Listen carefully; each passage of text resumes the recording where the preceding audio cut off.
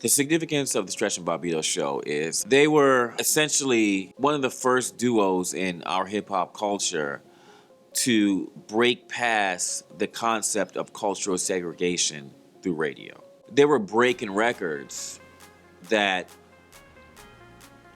radio programmers were afraid of. Many people don't know the fact that records coming from the hip-hop culture didn't get a lot of love.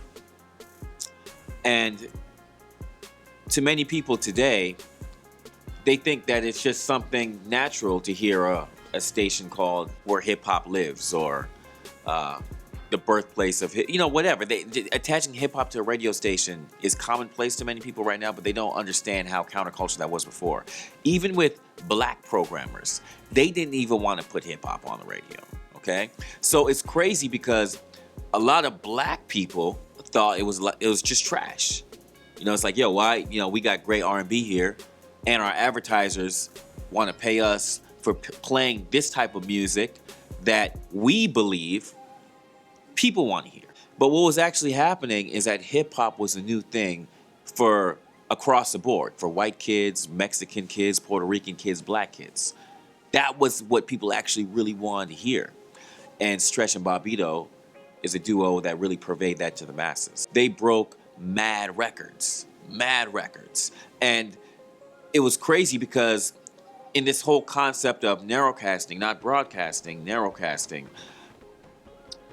they wanted to actually broadcast. They didn't want to be part of this whole cultural segregation nonsense. They said, yo, this is hot, let's play it.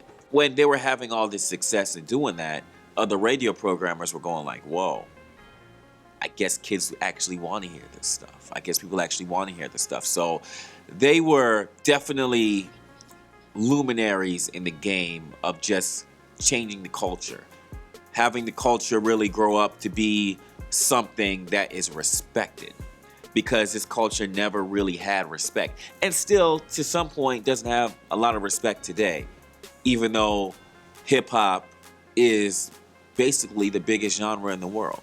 They're very paramount in changing the game, especially with just concepts and not caring about what other people thought. Winning on him, niggas was jumping from tables, from dressers onto his back, doing wrestling moves on him. So our saxophone player got fired by Mr. Brown. He couldn't play on the song, so he was just standing there like, okay, I guess I won't play. So at that time, like, me and Raphael was just like, oh God, is he gonna tell us not to play? And those new obstacles that I'm more concerned about are minority competition.